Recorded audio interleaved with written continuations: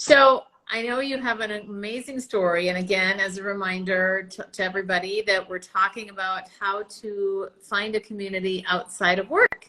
And Ananda has a wonderful story. And of course, just for as another reminder, everybody, we are at the Confidence Corner. This is a weekly show that happens every Tuesday evening at 5 p.m. Pacific. So Ananda, tell us about who you are. What would you like to share? Let's start there. So I'm trying to think where I should perfect this. So I started out working in news. I was in news for about 12 years, working as an anchor and investigative reporter. I worked across the country. I worked in Hagerstown, Maryland, Virginia, and then I landed myself here in Sacramento. And I took a giant leap of faith, and I left last June to take a job at a trade association, manufacturing trade association.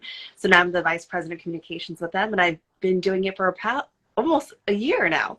So it's been really exciting, and I've been learning a lot, but it was a transition that I needed to make for myself, and also to see myself grow in a different way, especially with my big new role being mom. Yes, that's right. That's a huge role. Oh my goodness. So we'll talk about that in a minute.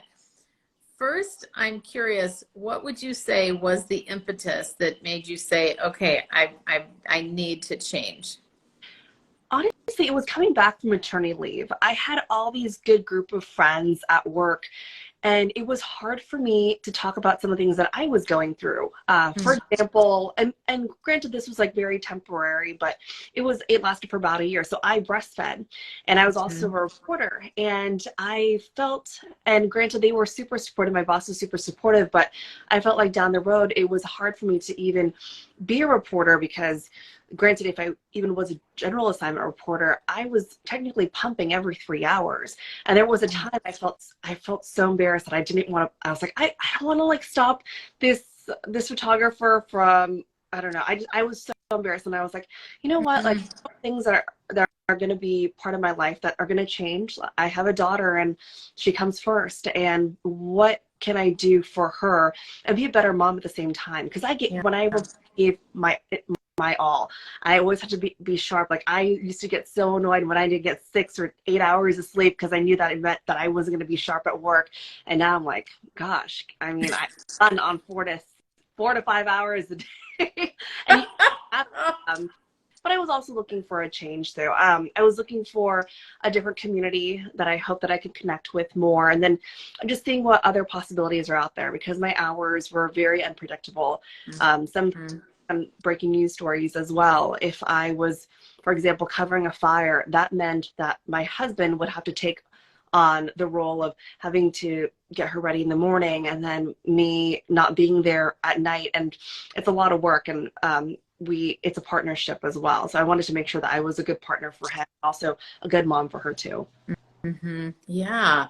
Well, I'm curious to know what advice I know we're talking about finding a support system outside of work, so I want to do that. But I'm thinking about all the moms that are listening that might be in that same situation. What advice would you give to new moms around that?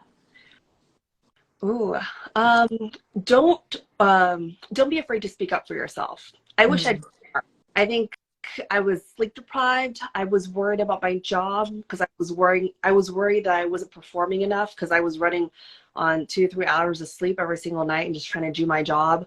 But I think speak up for yourself. I think when it's warranted, because I was always proud that I was always that employee. And I during my employee reviews, I was kind of told this as well. It's like, no, you don't cause trouble. And I'm like, I was always proud of that I never caused trouble.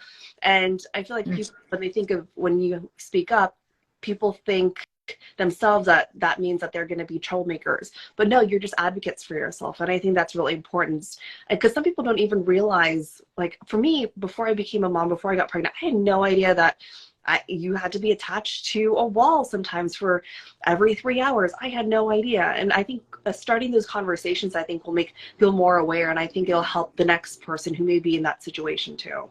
That's great advice. It's so true that advocate for yourself. And frankly, advocating for yourself and speaking up is such a universal language, regardless of your situation. That's so great.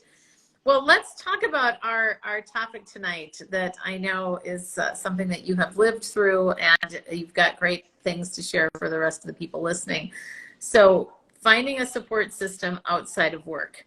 Tell us a little bit about the pain point around that. What made you start doing that? And then anything you want to share. So I started thinking about this when I first got into TV. So granted, I was 20 years old. Like, I didn't know a lot about Wow. this. It was my first job. But when you work in news, you kind of move to wherever the opportunities are. So I moved to a small town called Hagerstown, Maryland. I was probably one of maybe like 10 Asian people there, and coming from San Francisco. Oh my gosh. So it felt weird for me because I felt like people were forming my identity. Like when I went to grocery stores, they're like, "You're the Asian reporter," and I'm like, "Thank you, but I don't want to be known as that." But I know me as that Asian reporter. But moving across country and a place that I didn't know, your friends are the people that you meet at work, and they're still my friends to this day. But I felt like since they were my friends, we would talk about work after work, and I felt like I didn't get that separation. And mentally, I needed that. I needed some kind of separation. So for me, initially, it was reaching out to something that was familiar to me and comforting, which was the Indonesian community. So I would drive to DC, and I would go to these Indonesian functions that my dad would tell me about because he worked at the embassy in San Francisco. So I was able to connect with some Indonesians there, and also just feel like a part of home was still with me. I also went to grad school, so that was another community that I found as well, of like-minded people that were still passionate about journalism, but they were a separation for me from work too, because I felt like, okay, when I left work, I got to go to school, and then I was able to kind of shut it off a little bit. And or when I was still at the TV station, I was still working with people and hanging out with people, and also I was living with them too. So I never got to really shut it off because for all my it felt like work was never done. Yeah. In Virginia. So the way TV contracts work, it's like every 3 years. So after Hagerstown, after I graduated from grad school, I went to Roanoke, Virginia, and I didn't have an Indonesian community anywhere. So I couldn't get that. So I started figuring out, okay, what are my hobbies? And so I liked to take photographs. And so I started, this started as a hobby, and then I learned, oh, I can make money off of this, and I can learn about this. So I learned about how to create your own LLC in the state of Virginia, and then I started my own small business. And then from there, I found the wedding community and the wedding vendor community. And that was my, not necessarily my support system, but more of a different community that I got to connect with. And also they helped me get some story ideas too out of it as well, and news. So it was I connected with different communities, and I really enjoyed that. The photography thing, I actually kept me busy on the weekends too, and also was so busy editing and taking photos and meeting with new people on their most important days of their lives that it was a nice little break, because working in news, I was there for some of the worst days of people's lives, and then now I'm here for some wedding, and it's just a joyous moment, and for me that gave me the not only just the confidence, but also just the happiness that I needed sometimes after working some pretty grueling hours. Would you say that it was more of an intentional choice for you to go after these things, or did it fall in your lap? It was more intentional, because I was looking for something, and I experimented with a few things. A few things did not work out, but some things outside of work. And that's what I tell a lot of these younger reporters, or even people that are just starting off their career, because especially I work in the Capitol community now. It's like your life is all about politics sometimes, or it's all about news. And sometimes I think it's mentally important for you to find these other opportunities for you where you can meet with different people. They might be even like-minded people, but just different people that you can connect with too, and just broaden your perspectives of certain things. Well, I think it's really wise to do that. And I think that a lot of us in our busyness, it's hard to be intentional about things and go after things. So I love the fact that that is something that you said, I'm going to do this. I'm going to find what I need. And that's such a good reminder of asking for what you need, and first knowing what that is. So along the lines, what you said earlier about speaking up, it seems very much in line with that as well.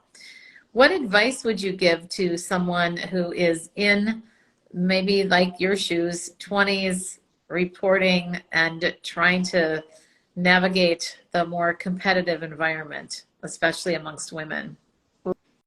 Ooh, this is kind of what I touched on before, but this really helped me. I personally enjoy playing golf. I also like going to gym, and so for me, when I was here in Sacramento, that's what I did. So I found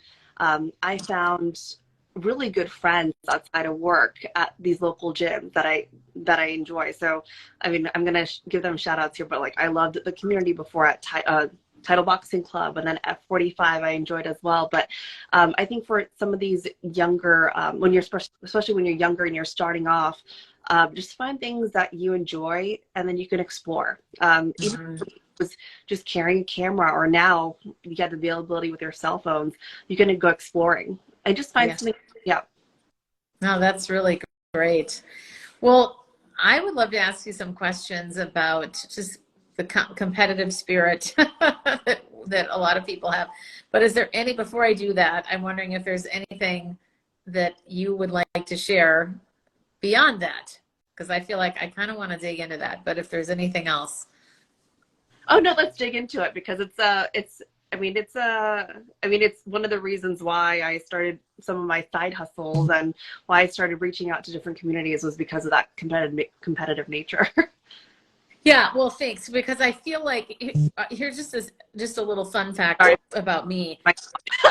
What's that? Sorry about my dog. If you hear my dog, barely. No, it's all good. I'm glad your dog is speaking up. Make your voice known. Is your dog female? He's a no, boy. Excuse me. Oh, that's funny. Okay. Well, I am particularly curious about this because I somehow completely missed this my entire career, in a good way, that I have never, to my knowledge, been around a competitive environment where women are kind of clawing to the top over each other and that kind of thing. But I keep hearing about it and I know it exists. So I'm really wondering about, first of all, I'm very curious why you think that is. And then how do you, besides what you've already suggested, how do you recommend navigating that in the actual workplace? I got some great advice, actually. This is pretty recently. So I've always dealt with these situations, especially even working in TV and outside of TV as well. So working in TV, it was so competitive because everyone is always focused on their next step. So for example, for me reporting, I'm not going to mention which station because just in case someone watches, but when I was reporting, a lot of females wanted to start anchoring. And so they were always trying to take any opportunity that they can get, or get the best story. So you wanted to have the best story of the day. You wanted to be the top of the A block. And so sometimes it got pretty catty. Like some people would, and this didn't happen to me, but I just kind of witnessed it. Some people would go to the boss's office and said, so-and-so, I don't think she's really good. She did this, or like her story wasn't accurate or whatever. I mean, I had some people actually email in. It was their friend and then they emailed in complaining about the story, but it wasn't really a viewer. It was just their friend wanting to take it so they could publicly get shamed. We also had a system. We had like iNews and also ENPS. These are like news programs, but sometimes you could send like mass emails, and so it does get embarrassing because when you make mistakes and people see it, then sometimes I think that brings down the morale as well. But this is something that I've always dealt with and I've always seen, and I got great advice recently, and people are like, why are you so focused on like the nitty-gritty stuff, like the stupid details? Like, who cares if she wants to do this or do that? Like, your goal is to be her boss. Your goal is the next step. Stop focusing on the things that are happening. Focus on what you want to do in the future. And I thought that was really powerful for me, because sometimes I'm so buried in, okay, what's happening right now? What do I need to do? You know, how do I make myself stand out? That it's important to take a look back and just know, okay, what's my goal? Like, is this really what I'm trying to do? Or how do I present myself in a professional way where my boss or someone else that's watching will see, okay, she's an incredible leader, let's hire her next time, or something along those lines. I think I think it's really important for me just to hear, because I always got it. I always had tunnel vision. My mom always told me that I have tunnel vision. I know what I want to do. I knew what was sold, but like I didn't see what was going around. Yeah, well, I love that, the power of focusing. And it also reminds me of the power of focusing on what you can control as well. And none of us win when we're putting other people down or playing the same game. So I think that's really, I mean, that's great advice. What else? Oh, well, I don't know. I feel like sometimes this is kind of a therapy session, right? Talking about what I've experienced. Trying to think what else is there. You know, I don't know if other people are dealing with this in their respective industries, but when I came back from maternity leave, this is like very personal for me. I don't really share this, but since I worked on the anchor desk, I was really ashamed of what I looked like. And I still really struggle with this. So I gained 20 pounds, and I still haven't lost this since I gave birth to my daughter. And some days I felt like I was so focused on things that I couldn't control. Like I still work out. I try to do things that I used to. My body has changed. Like I'm a mom, and also I'm getting older, so I'm not going to look like I was when I was 20 years old. And I was kind of worried about that, because here I was in this industry, in this news industry, where people are getting younger and younger. They're a lot more beautiful than me, but also there were things that I had no control over. And so at the end of the day, like I did have to remind myself, like, you are still important. You have all these years in this TV market. You know this X, Y, and Z. You are still important to your boss. You're still important to the newsroom. And if things even change, there's another newsroom that wants you. So it was very much about looks that I just couldn't control. And I think that that's important for people to realize, whatever industry they are, because people, when it comes to leadership as well, there will always be people that will always be prettier than you, younger than you, smarter than you, but you just have to realize that you are your own person and you are important too. Mm-hmm. That is such a beautiful, first of all, thank you for your vulnerability on here and sharing that, because it's so relatable. And it's so fascinating to me about perspective and how we look at ourselves, because I think you are stunning and just a beautiful person on the inside and out. And I think about all the people that would want to look like you. And, you know, it's like and I love what you said, like there's always going to be somebody that's prettier than you, that's not, you know, whatever. And I think we get into this really challenging situation when we start comparing ourselves, because there's always going to be somebody that we want to be, or we can, then if we compare ourselves to someone to make ourselves feel better, that we feel like we look better, then that sets up a really just not a good dynamic either, as opposed to going, go ahead. Oh, no, I was going to mention, exactly. And also not only about looks and like your size, but also in TV, sometimes I felt like I was part of someone's checklist that they had to just check off. So for some TV stations, sometimes they were just looking for the Asian reporter, and then they were good. They checked it off, and then they just put you in that little slot, and then it was kind of a rinse and repeat situation. For example, people told me, oh, that girl, she's Ananda's replacement. It was like an Asian for an Asian, and to be honest, it's something I think the industry is trying to change. And also they're also trying to be reflective of the community and how many, and be representative of that. But also for me, I felt like if I wanted to work for a certain TV station, like my dream TV station, it's like, okay, they have too many Asians. I don't matter. And I'm just another, and it was hard for me to let go of that. And also I just had to realize that wasn't necessarily me. It's something that the industry is dealing with. But it also hurt, because I would have candid conversations with my agent. They're like, yeah, they already have someone that looks like you. Like, great, but I'm this and that, and I know I bring this to the table. It doesn't matter. It's all about what you look like. Oh. Wow. Well, I continue to admire how incredibly positive you are. And there's a lot that you've been through. And here you are with this great smile on your face. Feels like every time I see you, and you seem to have so much joy in all that you're doing. So I know I don't want to keep you all night, but I would, oh, wow. I see what, Maximilian, legal racism. Yeah. Oh, such a challenging world that we live in. And I know that I'm saying that from a very white privileged person. What else would you like to impart? Anything else just before we wrap up? Any words of wisdom or anything else I haven't asked that you want to say? So talking about finding your community, this is something that I'm in the process of trying to find right now.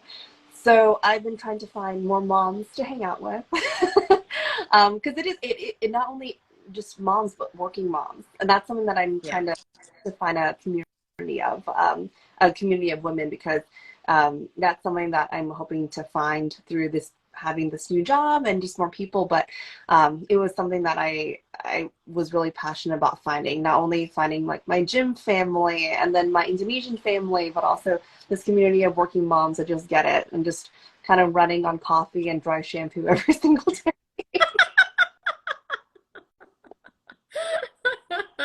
I love that. That's what we should have called this episode. Well, my boss has been super supportive of me, because I transitioned to this brand new career, and I found different opportunities outside of news. But check with if you're looking for a community, when we're older. I think I talked about this with my husband, but life changes when you're not 22 and going to the bars every single day. And so it's really hard to meet friends.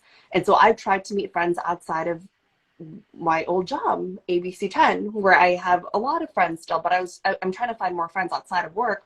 And I was recommended some great leadership programs. So I checked with the local chambers of commerce, and I got accepted into this Leadership Sacramento program. So I've met incredible friends, like-minded people through that program. So I recommend, and they have these programs all across the country. So I highly recommend, if people are looking for inspiration and just like a professional network, to check some of those events through your chambers of commerce or some other organizations too, because you might be surprised that could be your next community too. That's awesome. Well, first of all, I don't know if that's the same thing, but I was in Leadership San Francisco. Oh, but I wonder if it's the same thing. That would be really cool to find out a little bit more about. Yeah. Anyway, I love it. It was through the Chamber of Commerce as well. Yeah. So yeah, very cool. So, all right. Well, Ananda, any last words of wisdom before we wrap up? Yeah, I think I'm good. My DMs are open if people want to chat about anything, just in case they didn't want to publicly put a comment here. But I'm always available and willing to chat about anything that I talked about, or even other things as well, that if people find it through my Instagram. Awesome. That's great. Well, and this will be restreamed to LinkedIn and YouTube as well.